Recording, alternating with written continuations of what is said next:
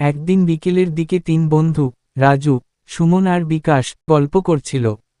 সামনে ছট পুজো আসছে, তাই কথার বিষয় ঘুরে গেল সেই দিকেই। রাজু: আরে ভাই, এ বছর ছট পুজো নিয়ে খুব উৎসাহ হচ্ছে। মা তো বলছে গঙ্গা ঘাটে যাব সকাল সকাল। তুমি জন যাচ্ছ না? যাচ্ছি তো। ছট পুজো মানেই তো ভোরের সূর্যকে অর্ঘ্য দেওয়া, মাটির প্রদীপের আলো আর নদীর ধারে সেই শান্ত দৃশ্য, কি সুন্দর লাগে। হ্যাঁ রে, কিন্তু আমি ভাবছি এ বছর একটু অন্যভাবে করব। শুধু দেখা নয়, নিজের হাতে কিছু সাহায্যও করব। গত বছর দেখেছিলাম কত মানুষ নদীর ধারে পরিষ্কার রাখার কাজ করছে। আমি এবার স্বেচ্ছাসেবক দলের সঙ্গে যোগ দেব।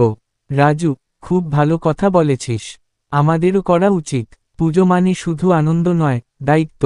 যদি ঘাট পরিষ্কার না থাকে, দেবী ছটির আরাধনা ঠিকমতো হবে কি করে? সুমন: ঠিক বলেছ। আমার মা বলছিলেন, ছট পুজো মানে প্রকৃতির প্রতি শ্রদ্ধা, সূর্যদেব আর ছটি মাইকে ধন্যবাদ জানানো, যেন ফসল ভালো হয়, ঘরে শান্তি থাকে। বিকাশ: আমি ছোটবেলায় ভাবতাম শুধু উপবাস আর গান বাজনা। এখন বুঝি, এর মধ্যে কত গভীর ভাবনা আছে। সূর্যের আলো, জল, মাটি, সব কিছুর সঙ্গে মানুষের সম্পর্ক জড়ানো।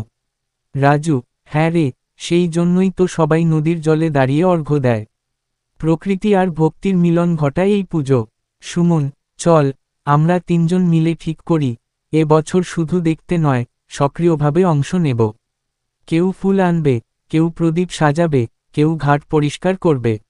বিকাশ: ঠিক আছে, আমি সকালে যাব ঘাটে পরিষ্কার করতে। তুই রাজু ফুল আনবি, আর সুমন প্রদীপ আর ফলের ব্যবস্থা করবি।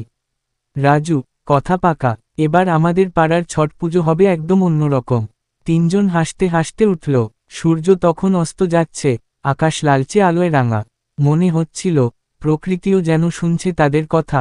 তিন বন্ধুর এক আন্তরিক প্রতিজ্ঞা, ছট পুজোকে সুন্দর আর পবিত্র করে তুলবে তারা একসঙ্গে।